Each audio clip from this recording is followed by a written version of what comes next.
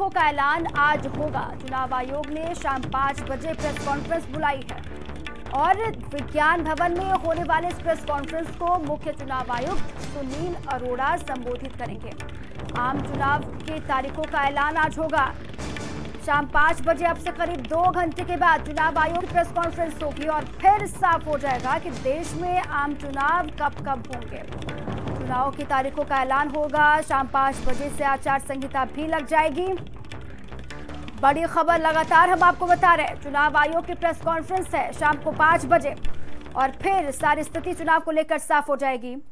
चुनाव कब होंगे देश में और इसी के साथ ही क्या जिन राज्यों में विधानसभा के चुनाव होने हैं वो भी लोकसभा के साथ होंगे और कितने चरणों में चुनाव होंगे, ये सारी स्थितियां, सारी तस्वीर एकदम साफ हो जाएगी शाम 5 बजे के बाद, क्योंकि शाम 5 बजे विज्ञान भवन में प्रेस कॉन्फ्रेंस होनी है चुनाव आयोग की और प्रेस कॉन्फ्रेंस के बाद ही सारी स्थिति साफ हो जाएगी चुनाव को लेकर।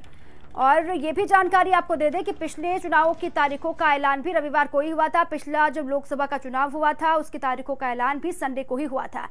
और 3 तस्वीरों के जरिए आपको समझा रहे हैं, गठबंधन करेगा क्या कमाल यूपी में, ये बड़ी खबर, ये समझिए आप। 3 तस्वीरों के जरिए समझा रहे हैं।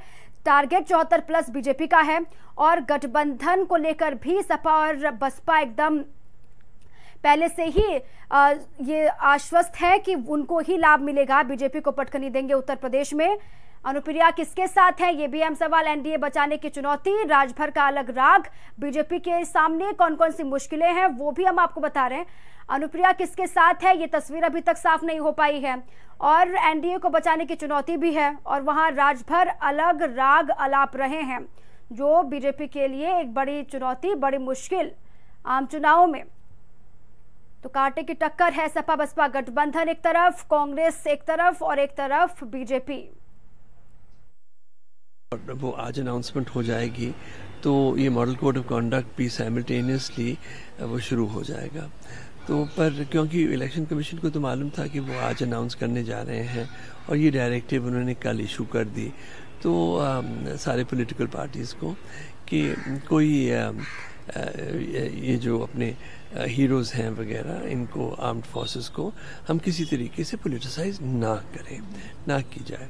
तो ये ज़रूर है कि उन्होंने एक दिन पहले कर लिया, but everybody will comply with it.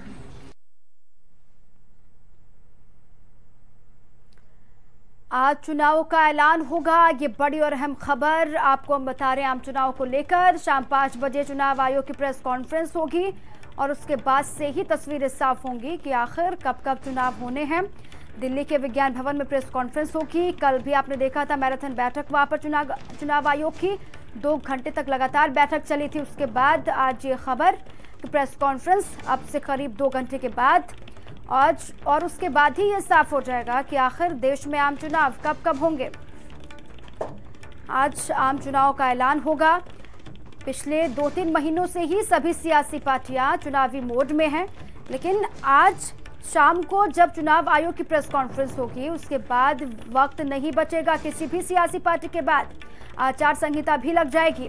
Lok Sabha चुनाव अप्रैल और मई में होंगे। हर बार की तरह 2019 का महाऐलान आपको बता रहे हैं हम। शाम को 5 बजे चुनाव आयोग की प्रेस कॉन्फ्रेंस।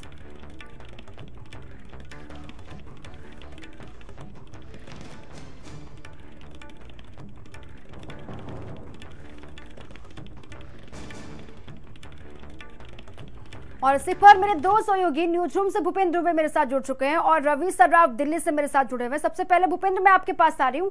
लोकसभा चुनाव की तारीखों का ऐलान अब से करीब 2 घंटे के बाद होगा जब चुनाव आयोग प्रेस कॉन्फ्रेंस करेगी। मेरा पहला सवाल यही कि कितना तैयार है लोकसभा चुनाव के लिए उत्तर प्रदेश? देखिए, जहाँ तक तैयारी की बात, अगर प्रशासनिक तैयारी को देख लें तो निर्वाचन आयोग पहले ही यहाँ दौरा करके तमाम अधिकारियों के साथ बैठक कर चुका है, समीक्षा कर चुका है, प्रशासनिक तैयारियों का जायजा ले चुका है, राजनीतिक दलों के साथ बैठक कर चुका है और जो भी तैयारी है उसको पुख्ता रूप से समझ चुका है। और उसके बाद उत्तर प्रदेश में जो बदलाव की ज़रूरत थी और जिस तरह की प्रशासनिक तैयारी की जरूरत थी, उसके दिशा निर्देश भी जारी किए गए थे।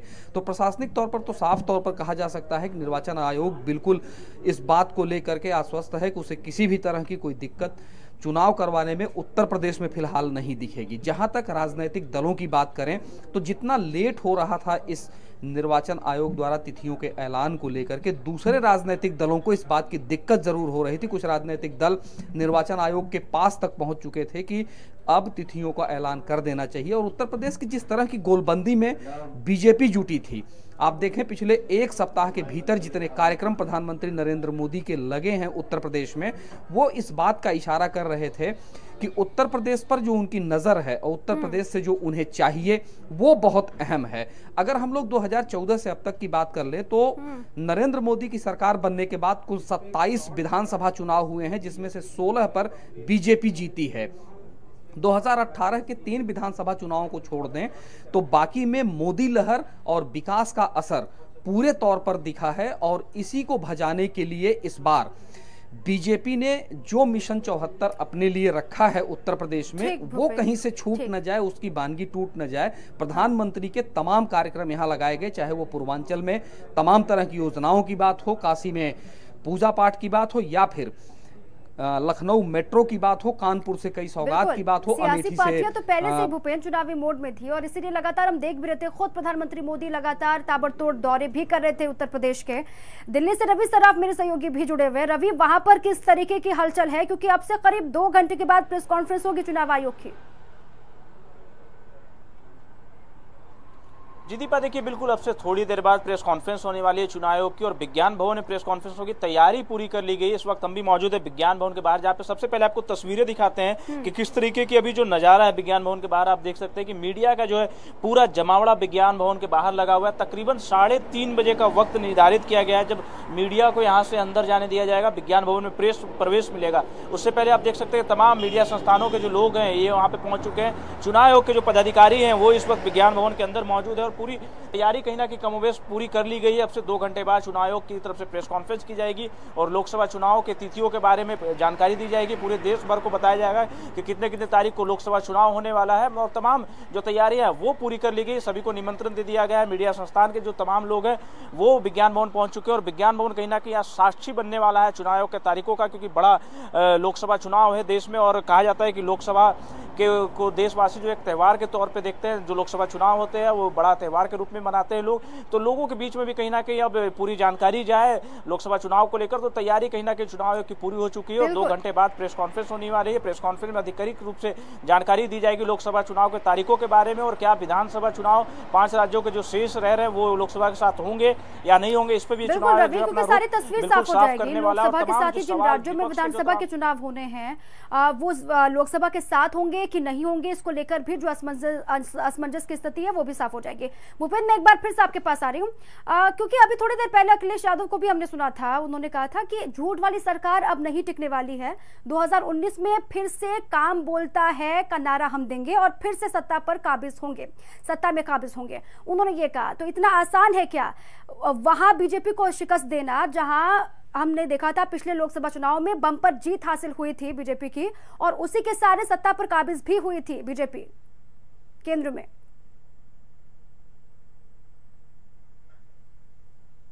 भाजपा के लिए सबसे मुश्किल दौर था नोटबंदी के बाद का चुनाव और नोटबंदी के बाद उत्तर प्रदेश के चुनाव हुए थे जहां पर बहुत बेहतरीन बहुमत बीजेपी को मिला था। तो संभव है कि जब विकास के उस बानगी को जो 2014 से लेकर के बीजेपी चली थी, नोटबंदी के बड़े विभेद के बाद भी उत्तर प्रदेश को उन्होंने जीता था। अलग बात है कि मध्य प्रदेश, छत्तीसगढ़ और राजस्थान की जो 2018 के चुनावी परिणाम आए उसमें नरेंद्र मोदी के विकास का जादू नहीं दिखा, या यूं कह सकते हैं कि शायद उसे भजाने में वहां की बीजेपी बहुत कारगर नहीं साबित हुई। मध्य प्रदेश को अगर अपवाद मान लिया जाए, 1-2 सीट के अंतर को छोड़ दिया जाए, तो बाकी छत्तीसगढ़ और जिस तरीके से राजस्थान में इनका सुपड़ा साफ हुआ, वो बड़ा अहम है। और अगर 2014 के लोकसभा चुनाव से देख लें तो राजस्थान में 25 लोकसभा सीटों में 25 लोकसभा सीटें बीजेपी के खाते में आई थी। भरपाई इस बार करनी होगी तो संभव है कि उत्तर प्रदेश की जितनी मजबूत पकड़ होगी वही केंद्र की गद्दी तक भाजपा को पहुंचाने का रास्ता तय करेगी। तो ऐसे में विकास बनाम विकास की लड़ाई निश्चित तौर पर होगी। ठीक है रवि, कयास ये भी लगाए जा रहे हैं कि इस बार के जो आम चुनाव होंगे वो 7 से लेकर 8 चरणों में होंगे। इसको लेकर कोई तस्वीर अभी तक साफ हो पाई है? हालांकि इंतजार तो करना होगा चुनाव आयोग की प्रेस कॉन्फ्रेंस का। जी बिल्कुल इंतजार तो करना पड़ेगा, पर चुनाव के अगर सूत्रों की माने तो कम कहा जा रहा है कि 7 चरणों में जो है चुनाव को किया जा सकता है। ये तमाम जो चुनाव आयोग से जुड़े हुए जो तमाम लोग हैं, जो सूत्र हैं, वो बता रहे हैं कि इस तरह की खबरें हैं। पर कहीं ना कहीं अब थोड़ी देर में तस्वीर पूरी साफ हो जाएगी कि कितने चरणों में चुनाव हो गया और तारीख क्या क्या होगा। तो इन सभी चीजों के लिए अब थोड़ा सा और दीपा इंतजार करना पड़ेगा, जब जाकर तस्वीर पूरी क्लियर हो जाएगी। चुनाव आयोग के तारीख क्या क्या दिए जाएंगे। पर हालांकि तैयारियों की अगर बात करें तो चुनाव आयोग की तरफ से लगातार तैयारी का दौर जो है लगातार चलता रहा है। पिछले 1 महीने चुनाव आयोग तमाम राज्यों का दौरा करते रहा और तमाम पदाधिकारियों के साथ और क्षेत्रीय दलों के साथ चुनाव की मुलाकात भी होती रही। उनके चुनाव आयोग ने तो तैयारी कर ली है, सियासी पार्टियों ने भी तैयारी कर ली है। अब इंतजार है चुनाव आयोग के प्रेस कॉन्फ्रेंस का, उसके बाद तस्वीरें साफ हो जाएंगी। आप दोनों बने रहिए मेरे साथ। एक छोटे से ब्रेक के लिए आप जल्द हाजिर होंगे।